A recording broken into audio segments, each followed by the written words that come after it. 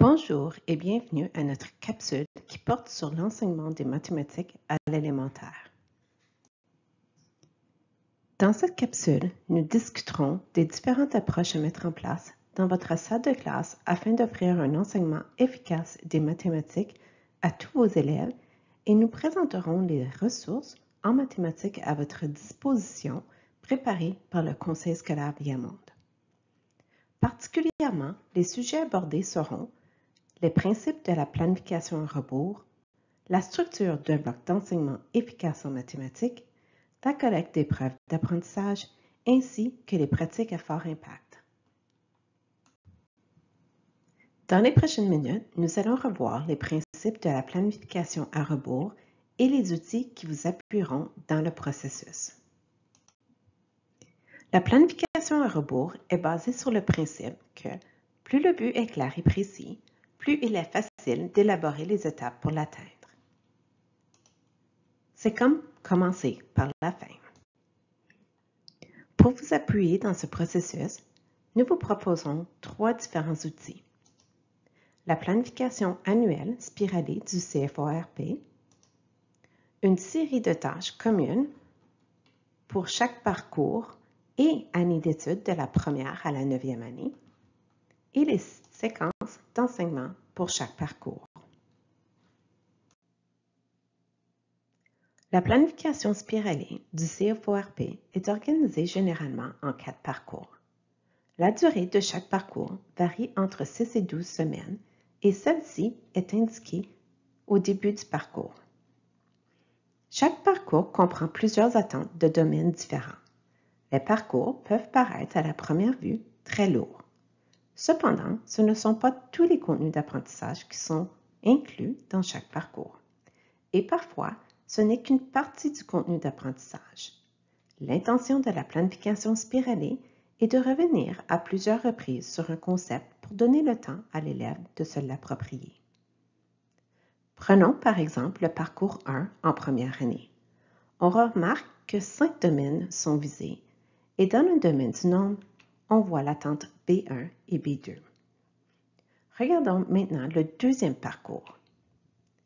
On remarque que les attentes B1 et B2 sont répétées. Allons voir de plus près les contenus de chaque parcours. Ici, nous constatons que pour l'attente B1, les parcours 1 et 2 contiennent, entre autres, les contenus B1.1 à B1.3.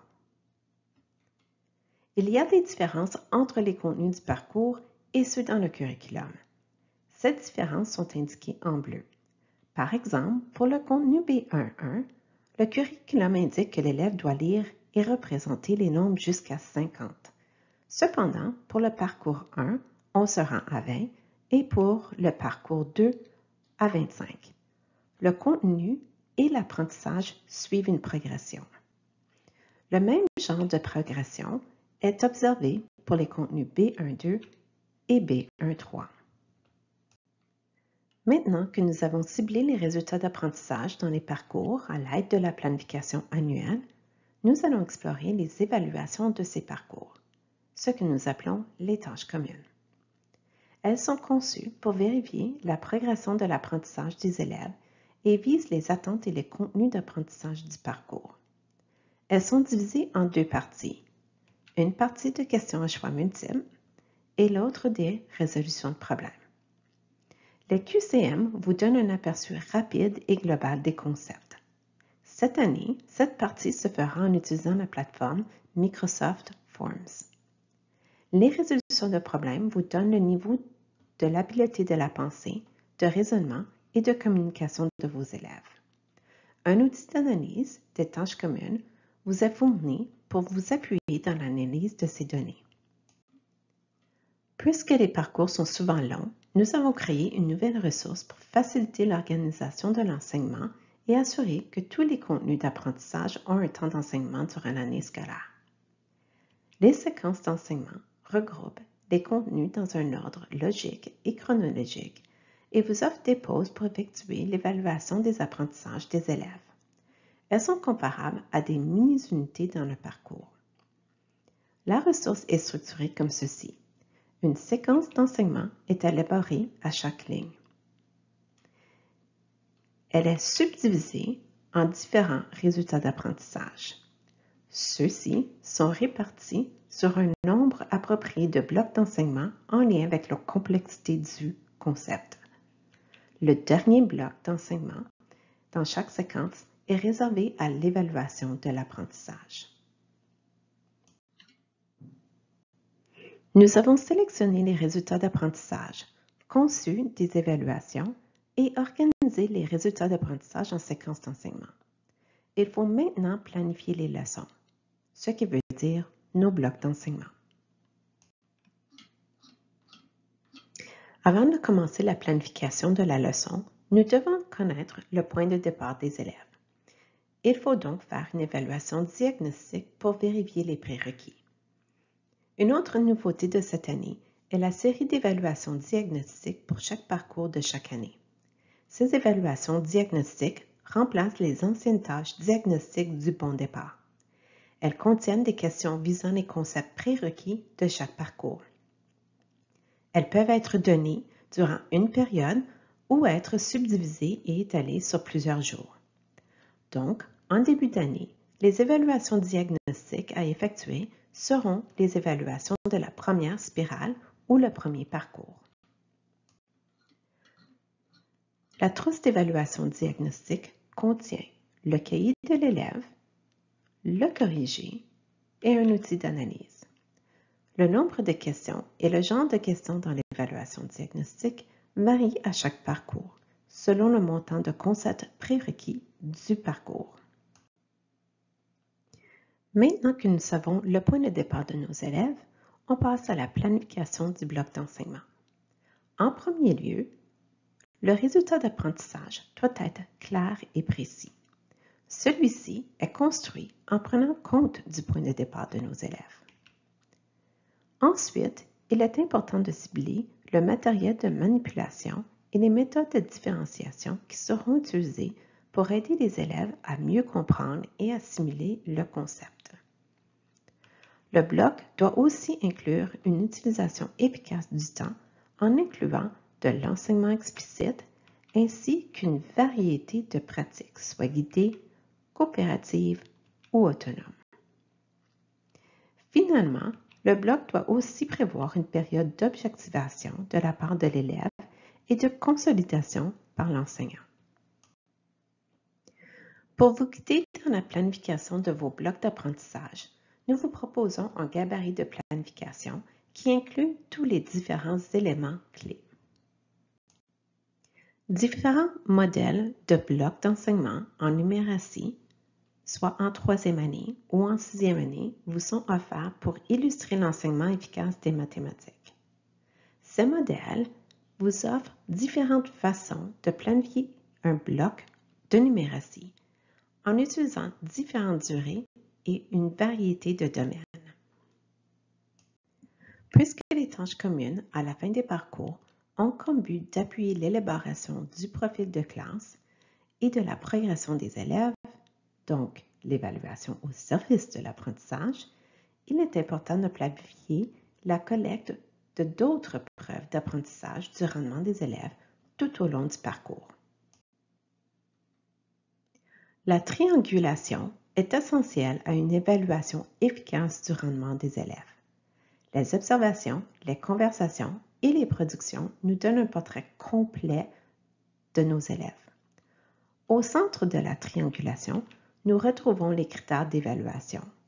Ces critères sont à la base de l'évaluation. Ils doivent être élaborés avec les élèves et écrits en utilisant un langage et un vocabulaire à leur portée. Mais comment faire la collecte de ces différentes formes d'évaluation? Il y a plusieurs façons d'obtenir des preuves d'apprentissage avec la triangulation. Les observations peuvent être effectuées lors de présentations, débats, démonstrations, jeux de rôle ou même de simulations. Les conversations peuvent être menées lors de conférences, de conversations entre élèves, d'entrevues, de questionnements à l'oral, des activités pense-parle-partage et de discussion. Et finalement, les productions ne signifient pas seulement de questionnements à l'écrit, mais peuvent aussi inclure les maquettes, le sondage, les productions vidéo, les blogs, les journaux et les portfolios. C'est aussi important de garder des traces de ces preuves. Ceci peut être plus difficile lors d'observations ou de conversations. C'est pour cette raison qu'on vous présente maintenant différentes façons de garder des traces des apprentissages des élèves pour chaque méthode de triangulation. On remarque que certaines traces reviennent pour chaque méthode, tandis que d'autres non. Par exemple, les grilles adaptées font partie des traces d'apprentissage des 3 méthodes d'évaluation. Cependant, les photos sont efficaces pour les observations, mais elles ne le sont pas pour garder des traces de conversation. Il faut donc être judicieux dans le choix de sélection des traces d'apprentissage.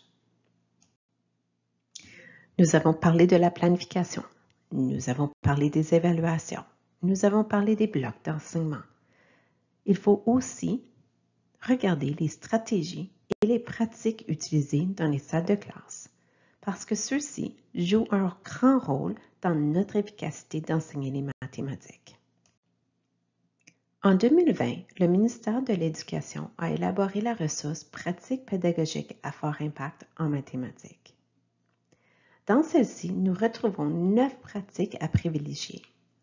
La ressource offre une description de chaque pratique ainsi qu'un impact de la pratique à différents moments lors de l'apprentissage. Il est important de cibler les pratiques à fort impact que vous allez utiliser durant vos blocs d'enseignement et de les varier pour atteindre le plus d'apprenants possible. Cette année, plusieurs ressources sont à votre disposition pour l'enseignement des mathématiques. En plus des ressources présentées dans cette capsule, nous avons la ressource numérique Knowledge Hub qui sera offerte cette année de la maternelle à la 9e année pour appuyer le suivi des élèves en numératie. Nous avons élaboré une liste de capsules de formation offertes par Knowledge Hub pour vous aider à vous familiariser davantage avec cette ressource numérique. Un document a aussi été créé avec la liste de toutes les ressources présentées dans la capsule avec les liens pour les retrouver. Ce document a été partagé à toutes les directions des écoles. Vous pouvez retrouver toutes les ressources présentées dans le Teams mathématiques élémentaire. Le guide des parcours spiralés est aussi disponible dans le EAV dans la communauté numératie 1 à 6. Pour retrouver les ressources dans le Teams, vous devez vous diriger dans le Teams mathématiques à l'élémentaire. Les ressources sont situées dans le canal général sous le dossier Ressources en numératie. C'est maintenant à votre tour d'aller explorer plus en profondeur les ressources pour votre année d'études. Allez prendre connaissance des parcours fournis et des ressources qui y sont associées. Commencez à planifier vos premières semaines avec vos élèves. Et surtout, bonne année scolaire!